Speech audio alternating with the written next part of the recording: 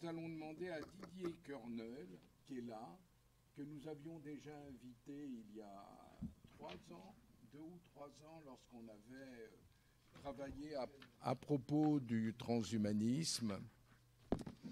Et nous lui avons demandé, et si on pouvait choisir son âge physiologique, que se passerait-il? Alors, vous avez la parole, mon cher ami. Oui,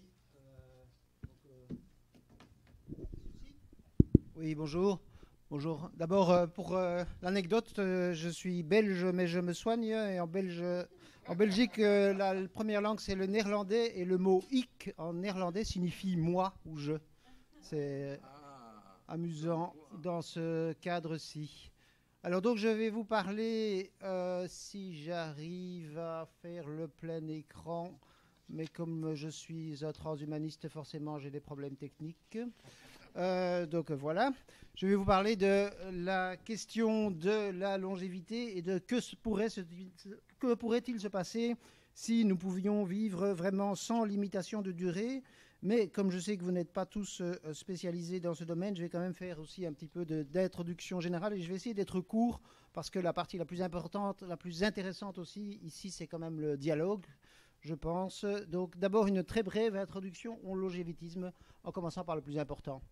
Tous les jours, donc un jour comme aujourd'hui, il y a à peu près 110 000 personnes qui meurent dans le monde de maladies liées au vieillissement. C'est devenu la première cause de mortalité partout dans le monde, même dans les pays les plus pauvres, même en Afrique subsaharienne. Et c'est dans un pays comme la France, 90 à 95% des décès.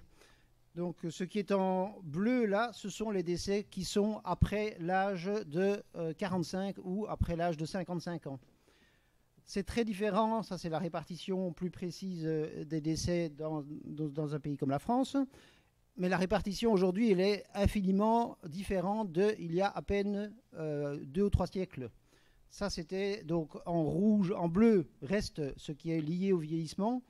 Il y a à peine 2 siècles, donc en 1793 environ en Belgique ou au XVIIIe siècle en France. C'est un changement tellement gigantesque qu'on ne s'en rend souvent pas encore compte, et notamment dans toutes sortes de discussions concernant le vieillissement et concernant l'avancée en âge. Vous savez très probablement que depuis maintenant au moins 1 siècle et demi, nous gagnons 2 à 3 mois d'espérance de vie par année. Et ça continue encore, même dans un pays comme la France, parfois avec des arrêts, parfois avec des ralentissements. Et il y a des ralentissements assez considérables, particulièrement aux États-Unis. Mais je ne vais pas m'attarder à cela maintenant. Une des bonnes nouvelles dans ce domaine, c'est que depuis 20, 30, 40 ans, c'est vraiment vers les âges élevés qu'on continue à avoir une progression pour la durée de l'espérance de vie.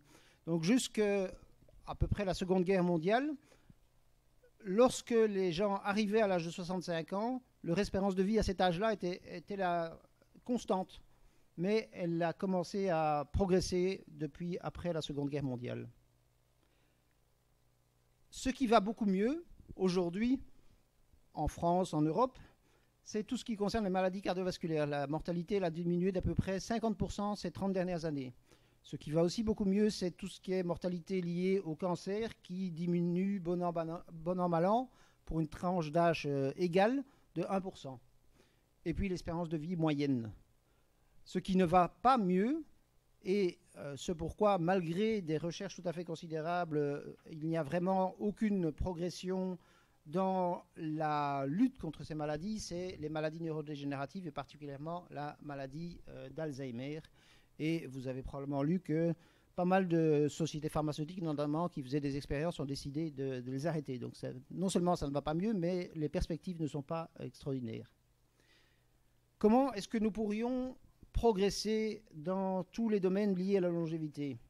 Alors là, je ne vais pas vous détailler parce qu'il y en aurait pour une demi-heure, 1 heure ou même des journées entières, mais il y a de très nombreuses pistes de recherches scientifiques qui sont actuellement étudiées. Il y a les produits, il y a les thérapies géniques, il y a toute la question du renouvellement des organes. Il y a un certain nombre de choses qui sont, je dirais, plus à la mode aujourd'hui. Pour le moment, on parle beaucoup de tout ce qui est sénolytique. Ce sont des produits qui suppriment les cellules dans notre corps qui sont des cellules sénescentes. Pour moi, ce qui donne le plus d'espoir, c'est de comprendre que le vieillissement, c'est un phénomène quasiment universel dans le monde animal, pas dans le monde vivant en général, parce que par exemple, pas mal d'espèces de plantes, beaucoup d'arbres n'ont pas de phénomène de sénescence, mais le vieillissement, c'est un phénomène quasiment universel dans le monde animal, mais avec des durées extrêmement différentes. La durée de vie maximale est fixée de manière assez précise au niveau génétique. Je donne toujours les exemples de deux caméléons de Madagascar, dont un s'appelle Furcifera labordi et qui est le caméléon qui a la plus courte durée de vie. Un peut vivre quelques mois uniquement, donc il meurt après un maximum de 3, 4, 5, 6 mois, et l'autre peut vivre une dizaine d'années. Et ils ont un patrimoine génétique extrêmement proche. Si nous parvenons à découvrir quelles sont les différences génétiques qui permettent une vie beaucoup plus longue, nous ouvrons des perspectives tout à fait considérables, notamment pour l'être humain, puisque vous savez que nous progressons assez rapidement dans le domaine des thérapies géniques. Mais je n'ai pas le temps et je ne vais pas aujourd'hui du tout m'étendre sur les questions scientifiques proprement dites, puisque ça n'est pas le thème. Je voulais quand même également dire qu'une des choses qui nous permet des progressions totalement considérables, c'est tout ce qui est ce qu'on appelle la loi, c'est pas une loi, c'est la conjecture de Moore, le fait que les progrès en matière informatique sont des progrès qui vont dans le sens exponentiel. Et un des aspects les plus importants, et c'est pour ça que le livre que nous avons eu comme orateur la chance de recevoir aujourd'hui est particulièrement intéressant, c'est un des progrès les plus considérables, c'est alors tout le domaine du séquençage génétique, pour lequel la diminution des prix est plus que dans le rythme exponentiel, et évidemment tout ce qui est analyse des données génétiques qui se fait de manière de plus en plus abondante, notamment dans l'Union européenne, et dans laquelle d'ailleurs je trouve qu'il y a une évolution extrêmement positive, c'est la conception que toutes ces données doivent être mises, qu'il est souhaitable pour des raisons scientifiques que toutes ces données soient mises en commun et qu'on soit attentif non pas à est-ce qu'il faut les mettre en commun ou pas, mais à comment utiliser ces données. Je pense que c'est une évolution extrêmement positive. Peut-être qu'un jour, on pourra atteindre l'immortalité. Évidemment, quand on parle d'immortalité, c'est immortalité biologique ou amortalité, donc ne plus mourir de maladies liées au vieillissement, sans nous en rendre compte, à savoir que nous gagnerions non plus comme aujourd'hui 3 ou 6 mois dans les pays du Sud par année, mais qu'on gagnerait 12 mois, ce qui s'appelle la vitesse d'échappement de la longévité. Donc en fait, aujourd'hui, l'espérance de vie dans un pays comme la France est de 81 ans, je pense, pour les hommes et les femmes, et 84 ans pour les femmes. Dans un an, elle sera de 82 ans, et ainsi de suite. Et donc, on ne rejoint jamais le décès par vieillissement. Peut-être donc un jour, le vieillissement rejoindra la peste et le choléra dans l'univers des merveilles de l'humanité dont on a décidé de ne plus se contenter. Cependant, toute cette vision, je dirais jusqu'ici optimiste, ne doit pas nous faire oublier que les centenaires sont la tranche d'âge à la croissance la plus rapide dans un pays comme la France ou dans l'ensemble du monde. Mais par contre, personne ne vit plus de 122 ans. Et vous savez probablement que sur les 122 ans, il y a une controverse parce que peut-être qu'en fait Jeanne Calment était la fille de Jeanne Calment. Mais en tout cas, on ne progresse pas dans ce domaine-là. Et même, il semble qu'il y ait une certaine régression. La femme la plus âgée au monde a 116 ans depuis quelques jours. Et ce n'est pas la personne dont vous avez la photo là, parce que celle-là, c'était la plus ancienne, la plus âgée, il y a une dizaine d'années. Et depuis, il y en a 4, 5, 6 qui se sont succédés. Donc les super centenaires, on n'y arrive pas à dépasser la durée de vie. Je trouve absolument étrange qu'aujourd'hui, nous passons si peu de temps aux recherches scientifiques pour la longévité, à comment dépasser ce plafond de verre de 110, 115 ans. C'est l'éléphant dans la chambre, comme disent les Américains. C'est l'élément tellement évident qu'on ne le voit pas. Alors que ça pourrait être extrêmement compliqué d'y arriver et que donc il faut une énergie considérable, et alors que c'est un domaine où nous ne progressons pas. Et je trouve, pourquoi je suis là en fait à vous parler de ce sujet-là et pourquoi je parcours les lieux de conférences, y compris des conférences où sont surtout présentes des personnes avançant en âge et qui sont intéressées par ces questions-là, parce que le progrès scientifique, ce n'est pas quelque chose de tout à fait automatique qui se passe quoi qu'il arrive. Le progrès scientifique, on décide dans une certaine mesure que telle chose est une priorité, telle chose n'est pas une priorité. Je prends le déplacement dans l'espace. Quand dans les années 50, on a décidé d'aller sur la Lune, enfin en 62, entre le premier objet dans l'espace et le premier être humain sur la Lune, à peine 12 ans. C'était tellement extraordinaire qu'il y a encore plein de gens qui n'y croient pas. Alors que de 79 à aujourd'hui, donc 40 ans plus tard, la vitesse de déplacement des avions, elle n'a pas changé, elle a même diminué puisque c'était le Concorde en 79. Alors, le centre de la raison pour laquelle je suis là, quelles seraient les conséquences pour la collectivité d'une vie en bonne santé beaucoup plus longue? La première, ce serait une attention très considérable à l'environnement, parce que si vous savez que vous allez vivre beaucoup plus longtemps, vous allez avoir tendance à être beaucoup plus prudent pour votre environnement. Parce que, évidemment, on ne peut pas vivre longtemps dans un environnement qui se dégrade rapidement. D'ailleurs, quand on constate les choses aujourd'hui, les personnes âgées, les personnes qui avancent en âge, ont une consommation qui va en diminuant. Ce n'est pas seulement parce que les personnes âgées deviennent plus faibles, ou même c'est pas tellement pour ça, parce qu'en fin de parcours, il y a de nouveau des coûts qui sont importants en matière de santé. C'est parce qu'il y a un comportement de plus en plus prudent. C'est d'ailleurs pas un hasard que, par exemple, vous n'entendez presque jamais parler de la dette publique japonaise, alors que c'est la dette publique la plus élevée au monde en valeur absolue et par personne. Vous n'en entendez presque jamais parler parce qu'elle est prise par des Japonais âgés prudents. C'est aussi moins de croissance démographique, contrairement à ce qu'on pense un peu intuitivement. En fait, ça c'est, si vous ne connaissez pas le site Gapminder, je vous conseille ce site. Les schémas sont issus de ce site absolument extraordinaire pour tout ce qui est information statistique.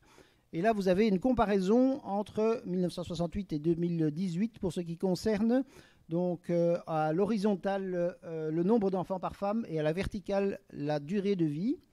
Et vous voyez que il y a dans les pays dans lesquels la durée de vie est la plus courte, c'est là que les gens ont le plus d'enfants. Et vous voyez combien l'évolution a été absolument spectaculaire ces 50 dernières années. Et elle a été encore plus spectaculaire dans les pays du Sud que dans les pays du Nord. Donc chaque cercle représente un pays. La taille du cercle est seulement par rapport au nombre d'habitants. Et donc vous voyez qu'aujourd'hui, les seuls pays dans lesquels il y a encore beaucoup d'enfants, contrairement à l'image qu'on en a souvent, quasiment les seuls pays dans lesquels il y a plus que 2 enfants par femme, ce sont les pays d'Afrique subsaharienne qui sont ici en bleu clair. Surtout aussi, contrairement à ce qu'on pense de manière intuitive, vivre beaucoup plus longtemps en bonne santé, c'est avoir moins de coûts de santé et pas avoir plus de coûts en matière de santé. Ce qui coûte à la sécurité sociale, ce n'est pas le fait que les gens ont plus de 60, 70, 80 ou 90 ans, ce sont la dernière année de vie, donc les 6 derniers mois de vie, un peu moins la dernière année, un peu moins encore les 5 dernières années, et ainsi de suite. Là, vous avez toutes sortes de chiffres que je ne vais pas vous détailler, mais le plus spectaculaire, c'est celui que vous avez en bas à gauche.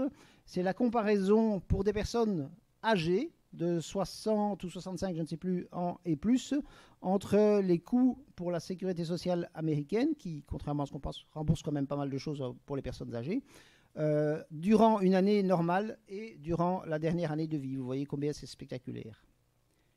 Et enfin, dans un monde dans lequel les gens avancent en âge, il y a une sorte de courbe. Quand on demande aux gens quel est leur niveau de bien-être, leur niveau de bonheur, il y a une sorte de courbe en U, courbe de Gauss du bonheur. Donc les gens jeunes sont plutôt plus heureux, les gens d'âge mûr, 30, 40, 50 ans, moins heureux, et puis ça remonte.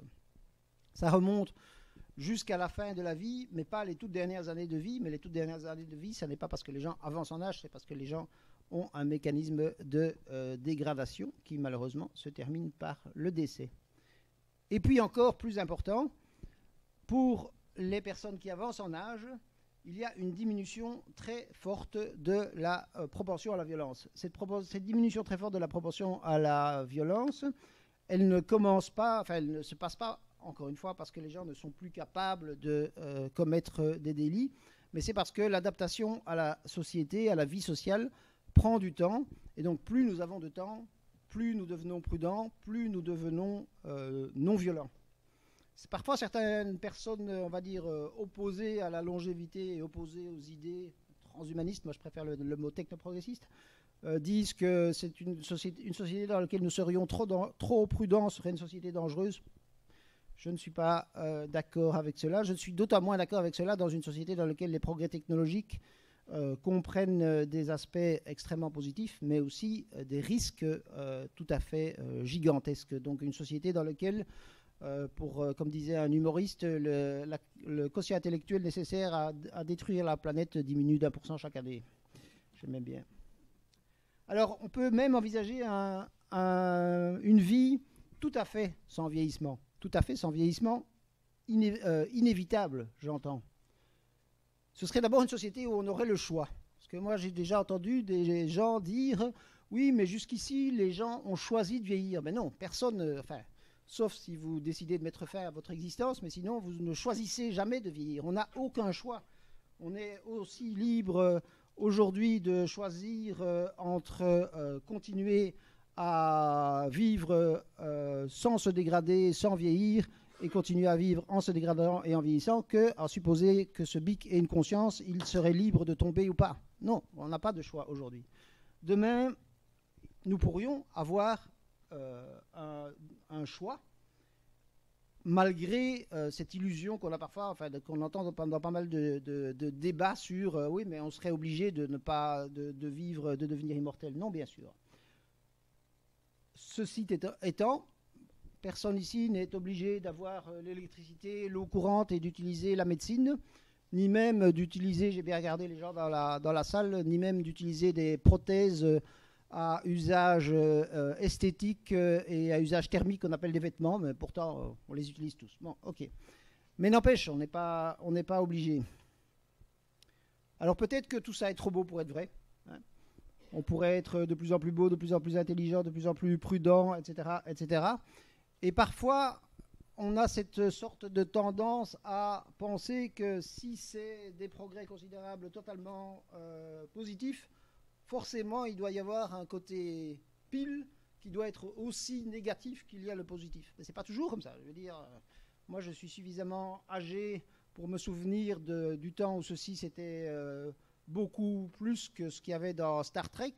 Et évidemment, il y a un certain nombre d'inconvénients à tout ce qui est accès via un téléphone portable à toutes sortes de données, évidemment. Mais globalement, il n'y a aucun doute sur le fait que c'est un progrès, à mon avis. Et en tout cas, même pour ceux qui ont des doutes et qui considèrent que ce n'est pas un progrès, ils l'utilisent. Donc, immortalité biologique et après, quelles seraient aussi d'autres conséquences? Une des conséquences fortes, ce serait que nous aurions plus de temps pour nous occuper des autres causes de mortalité, et donc que nous nous concentrerions sur les autres causes, et que donc nous serions beaucoup plus, encore une fois, prudents, notamment dans l'aspect prise en compte de ce que les personnes qui s'intéressent à ce sujet appellent les risques existentiels, donc les risques qui pourraient un jour mettre fin à l'histoire de l'humanité. pourrait envisager, et ça c'est vraiment un autre domaine qui pourrait prendre des heures pour en parler, tout ce que moi je mets sous le vocable de vertige, hein, la fusion entre l'homme et la machine, le cerveau virtuel, l'immortalité digitale, etc., etc. Ça, je ne vais pas en parler aujourd'hui.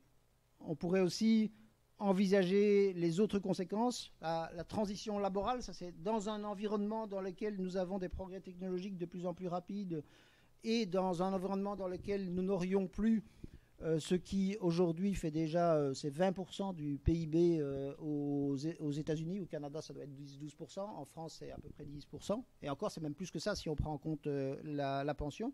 Donc nous aurions beaucoup plus aussi de possibilités techniques, et alors nous devrions beaucoup moins travailler, ce qui pose toutes sortes de questions, dont celle de la transition laborale, du revenu de base ou l'allocation universelle comme on dit en Belgique. Quelques conclusions avant le débat. Oui, j'ai presque terminé. Quelques conclusions avant le débat.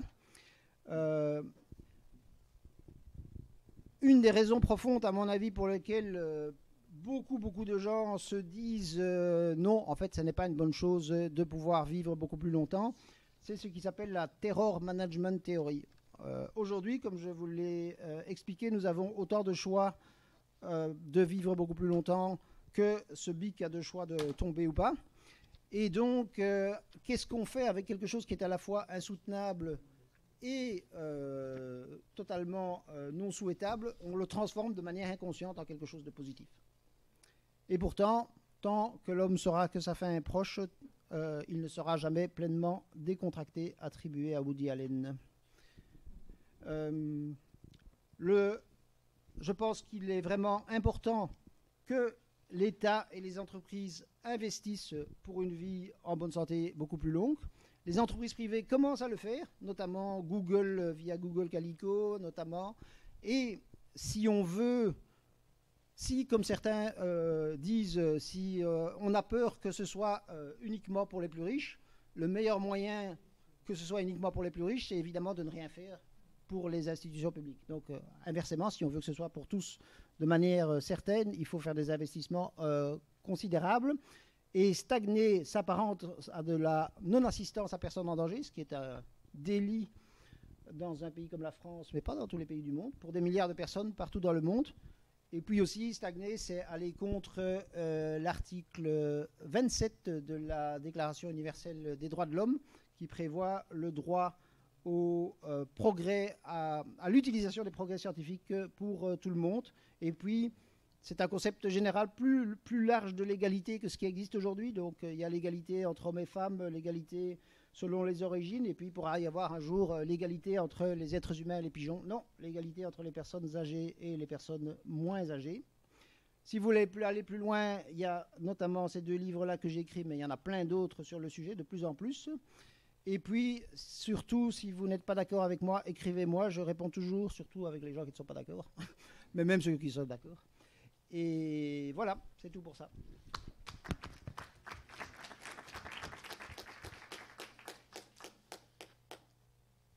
Alors, parmi vous, combien il y en a qui préféreraient choisir leur âge psychologique? On va voter. Quels sont ceux, après ces avancées, qui voudraient avoir ce choix, contrairement, bien entendu, que laisser faire? Quels sont ceux qui suivraient Didier Kernel? Si peu? Ah, Chantal, bien, mais très bien, Martine. Allez. Bon, c'est une minorité, mais il faut que ce soit une minorité agissante. Si on veut que l'égalité ensuite... Qui ne voudrait pas choisir? À qui ne voudrait pas choisir? En fait, le colloque est particulièrement amorphe. En tout cas, on tient à vous remercier. Y a-t-il des questions, éventuellement? Mais si j'ai demandé plus particulièrement à Didier Kernel d'intervenir, c'est pour faire le lien, bien entendu, avec tout ce que nous verrons, les robots et tous ces éléments-là, l'homme-machine tel qu'on le voyait, bien entendu. On va voir ce que dit Madame. vouliez poser une question. Vous vous présentez. France de Montebello, je fais partie du comité d'éthique de Necker. Bon, allonger la vie, soit, mais quelle qualité de vie? Moi, je pense que c'est primordial. Oui, bien sûr, donc il s'agit de pouvoir choisir son âge biologique. Donc il s'agit évidemment uniquement d'une vie beaucoup plus longue en bonne santé. Donc il s'agit évidemment uniquement d'avoir en fait l'état de santé, que ce soit psychologique, physiologique ou surtout neurologique, puisque c'est là qu'on progresse le moins. Un âge qui correspond à une personne de 25-30 ans aujourd'hui. Donc évidemment. De toute façon, il est impossible de poursuivre, d'avoir des gens qui avancent en âge si vous n'avez pas de progrès de santé. Hein, en réalité, si vous n'avez pas des progrès par rapport à l'âge biologique. Mais c'est une comment dire, dans les sortes de ce qui pour moi relève en partie de la croyance, c'est cette idée que aujourd'hui on ne gagne que des années de vie en mauvaise santé. Il y a eu des longues études là-dessus et en gros c'est 2 à 3 ans, 2 tiers ou 3 quarts des années qui sont des années en bonne santé qui sont gagnées lors de l'espérance de vie, en très gros. Et en fait, il y a des domaines dans lesquels effectivement, la durée de vie s'allonge alors que la durée de vie en bonne santé s'allonge moins. L'exemple numéro 1, c'est tout ce qui est maladie d'Alzheimer, maladie neurodégénérative. Et j'ai la chance et la malchance d'être bien placé pour le dire parce que mes 4 parents et beaux-parents, dont 3 sont encore vivants, sont en train de petit à petit se dégrader. Et c'est quand même pas quelque chose que je souhaiterais ni à mon pire ennemi, ni même à ma belle-mère. Donc voilà, mais il y a d'autres domaines dans lesquels en fait la situation s'améliore. Tout ce qui est rhumatisme par exemple, c'est quand même beaucoup moins aujourd'hui que vous voyez beaucoup moins de gens qui se déplacent avec une canne. La canne, c'est vraiment c'était le symbole il y a 20 ou 30 ans des personnes âgées. Et ça, il y a beaucoup moins de gens. Donc il y a des domaines dans lesquels on progresse et on progresse plus en bonne santé qu'auparavant. Et puis il y a d'autres domaines dans lesquels on ne progresse pas. Il y a un grand côté utopique. J'ai cru comprendre tout à l'heure par Philippe Charlier que l'un des moments les plus importants, c'est la convivialité, la fraternité. Et nous avons là une petite pause d'un quart d'heure pendant laquelle je vous conseille de prendre du café, poser des questions à Didier Corneul, parce que visiblement, je vois que c'est difficile de les poser. Oui, mais j'aimerais qu'il y ait une pause quand même. Donc tu lui poses la question.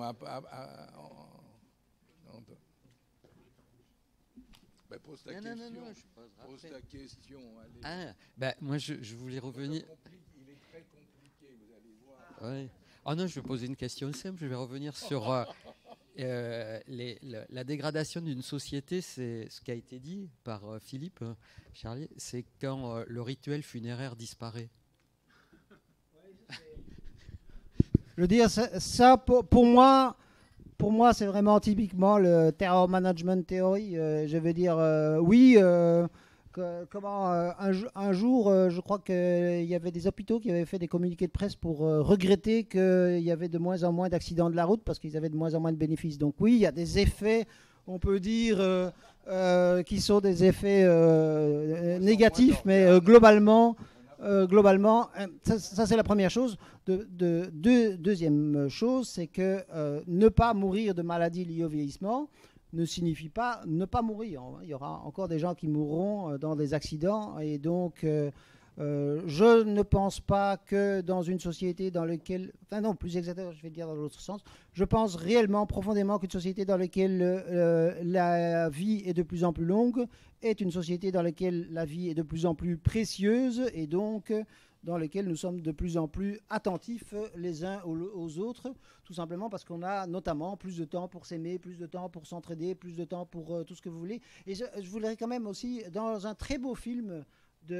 c'est Kurosawa, la balade de Narayama, très très beau film, j'adore la première scène, qui pour moi est vraiment... La première scène, c'est vous avez un paysan qui traverse les très beaux champs enneigés du Japon, avec un cadavre où il va annoncer qu'il a vu un cadavre d'un bébé. Et on se dit, il annonce ça parce que c'est un meurtre dont on ne s'en a pas du tout. En fait, il va se plaindre que le cadavre du bébé a été jeté dans son champ et que donc il pollue son champ, le cadavre du bébé. Alors, pourquoi est-ce que les bébés dans le Japon du Moyen-Âge, et d'ailleurs aussi en Europe, avaient moins de valeur que les autres êtres humains, alors qu'aujourd'hui c'est plutôt le contraire? Parce que les enfants en bas âge mouraient pour 30, 40, 50% avant l'âge de 5 ans, et qu'il est donc important de ne pas s'y attacher. Demain, et donc dans une certaine mesure, on essaye, c'est un processus, je veux dire, qu'on a tous, hein, on essaye de ne pas s'attacher aux gens parce qu'on sait qu'ils vont mourir. Hein. Je veux dire, si vous ne pouviez, si vous souffriez vraiment de manière aussi insoutenable qu'on devrait, je dirais, chaque fois qu'une personne décède, on ne pourrait pas vivre. Dans un monde dans lequel nous pourrons vivre sans limitation de durée, enfin nous pourrions, parce que c'est pas sûr, eh bien la vie, non seulement la vie deviendrait beaucoup plus précieuse, mais notre capacité à s'aimer les uns les autres deviendrait beaucoup plus importante, à mon avis. J'en étais justement sur cette capacité de s'aimer autour du café pendant la pause. Allez, à tout de suite. On peut l'applaudir, je crois.